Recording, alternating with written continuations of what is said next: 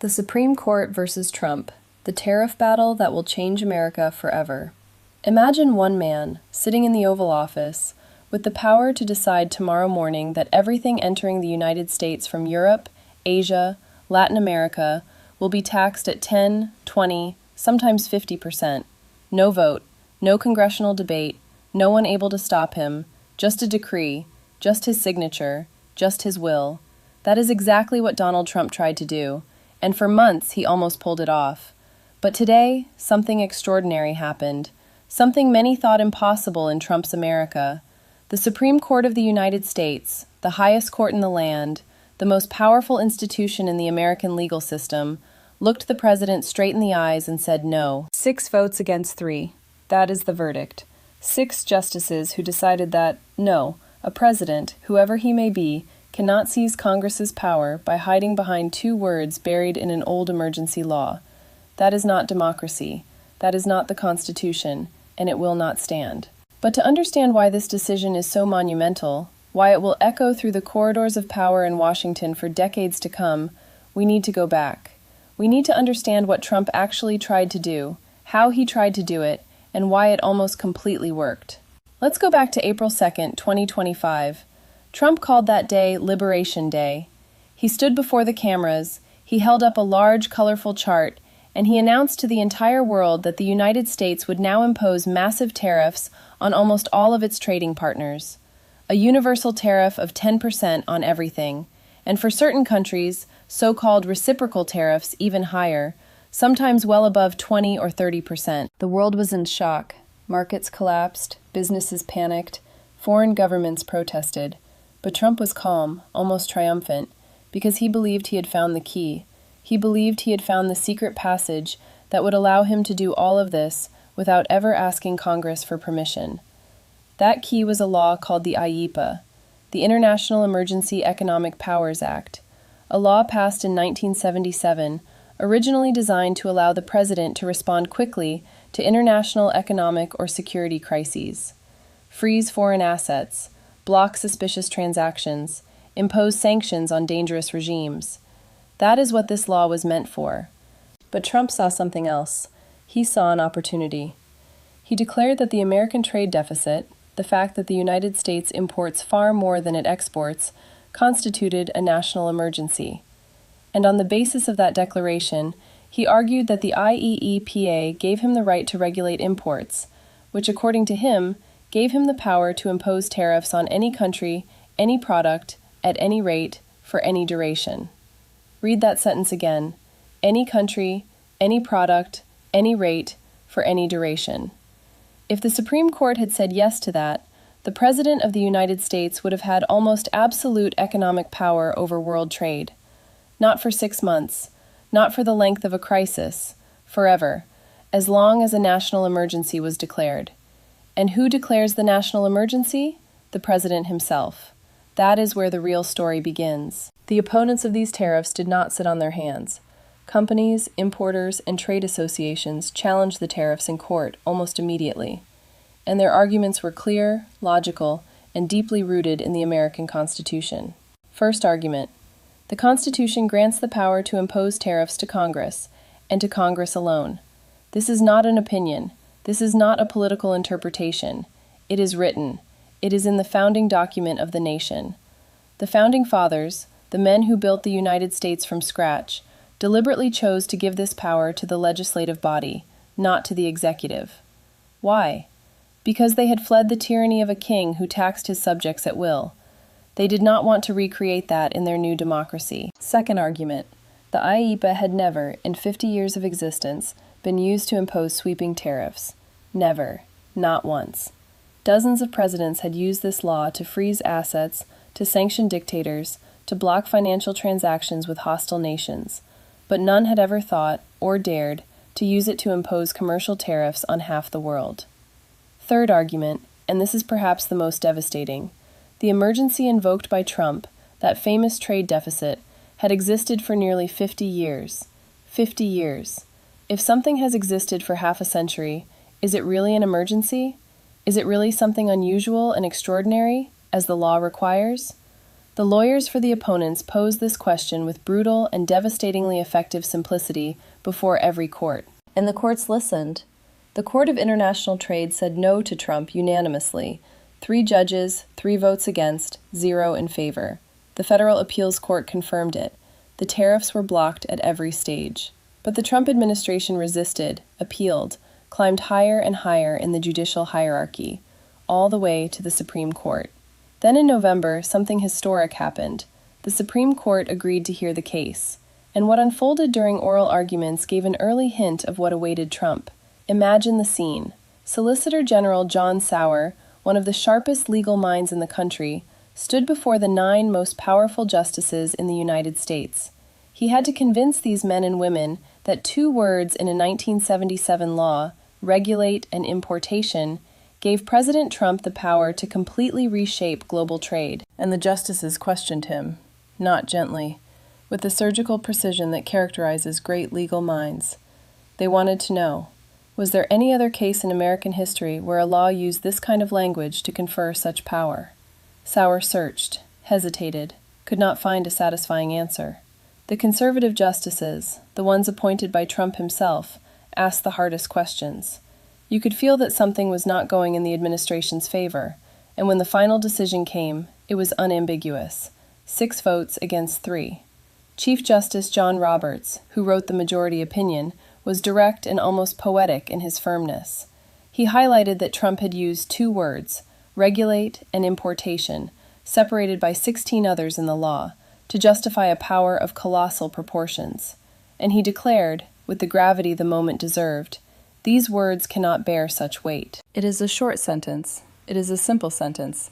But behind that sentence lie centuries of constitutional thought, struggles for the balance of power, resistance against the concentration of power in a single pair of hands. Roberts was not just saying that Trump was wrong. He was saying that the Founding Fathers entrusted this power to Congress, and that Congress cannot surrender that power through vague language or without clearly defined limits. In other words, you can try to slip extraordinary powers into obscure laws. You can try to reinterpret texts that are 50 years old, but this court will read between the lines, and it will protect the Constitution. 3 justices voted against: Clarence Thomas, Samuel Alito, Brett Kavanaugh. These 3 names deserve attention because they tell us a great deal about the deep fracture running through not just the Supreme Court, but all of America today. Kavanaugh, in particular, did not simply vote differently. He wrote a vehement dissenting opinion. He stepped out of his usual reserve to warn about what he called the serious practical consequences of this decision. And the question he raised is devastatingly concrete. If the tariffs were illegal from the start, who is going to reimburse the billions of dollars that were collected? Importing companies that paid these tariffs have often already passed those costs on to their customers, to American consumers. The money has changed hands dozens, hundreds of times. Tracing that chain back, identifying who owes what to whom, creating a fair reimbursement system, all of that is going to be administratively and judicially complex on a truly staggering scale. Kavanaugh is right on this point, and he deserves credit for it. The majority opinion does not answer this question. It leaves this problem to lower courts. And what plays out in those courts over the coming months and years will be of considerable economic importance for thousands of businesses and potentially millions of consumers. But here is what the dissenters seem to forget or choose to ignore. The administrative complexity of a correction does not justify allowing a constitutional error to continue. If duties were collected illegally, the difficulty of reimbursing them does not make them retroactively legal. That is not how the rule of law works. Now let's ask the question that everyone has been burning to ask since this morning. What does this actually mean for Trump? For his trade policy? For the American and global economy? The short answer is this. The tariffs imposed through the IEEPA are dead, legally dead. The highest judicial authority in the country has just invalidated them. They cannot go into effect or must be immediately suspended, depending on the enforcement mechanisms that lower courts will now put in place. But here is what this decision does not do. It does not forbid Trump from imposing tariffs. It does not say that trade tariffs are inherently bad. It simply says that a president cannot impose them unilaterally by invoking an emergency law that does not actually mention tariffs. If Trump wants tariffs, he has to go to Congress. He has to ask the elected representatives of the American people to vote for or against them. He has to persuade. He has to negotiate. He has to operate within the framework of the representative democracy that the United States built. And that is precisely where the real political stakes of this decision lie. Because Trump built a significant part of his image, his political brand, on the idea that he could act fast, act hard, act alone.